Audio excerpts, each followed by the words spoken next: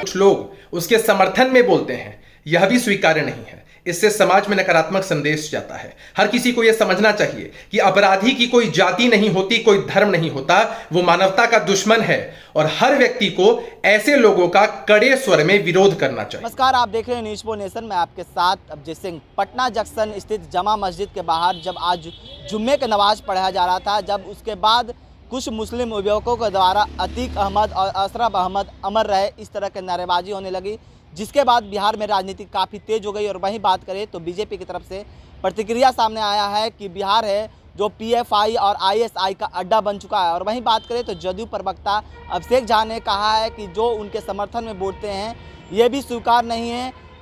कोई अपराधी का किसी जाति और कोई धर्म से मतलब नहीं होता है। जो अपराधी हैं वो अपराधी ही होते हैं। क्या कुछ कर रहे हैं अभिषेक झा, पहले सुनिए उनकी बातों को। अतीक अहमद और उसके लोग दुर्दांत अपराधी थे।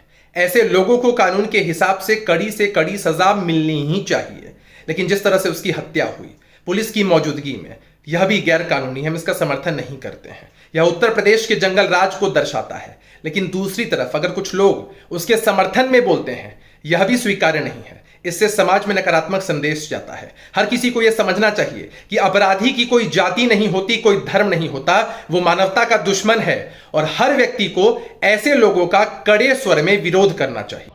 तो आपने सुना जदयू प्रवक्ता अभिषेक झा, वो कह रहे हैं कि अपराधियों को कोई जाति ना कोई धर्म होता है।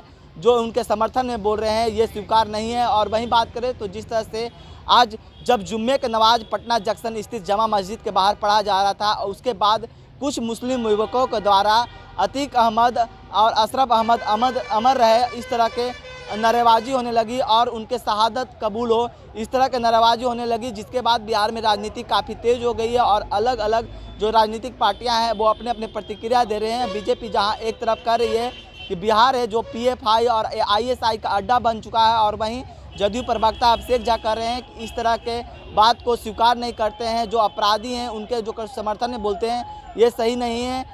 अपराधी का कोई जाति ना कोई धर्म होता है। जिस तरह से अतीक अहमद और अशरफ अहमद का यूपी में हत्या किया गया, पुलिस प्रशासन के सामने ही उन्हें गोली मार दिया गया, जिसके बाद यूपी सरकार पर भी काफ़ी सवाल उठ रहे थे। और जो जमा मस्जिद के बाहर जो मुसलमान हैं वो योगी और मोदी के सरकार पर भी नारेबाजी खूब कर रहे थे।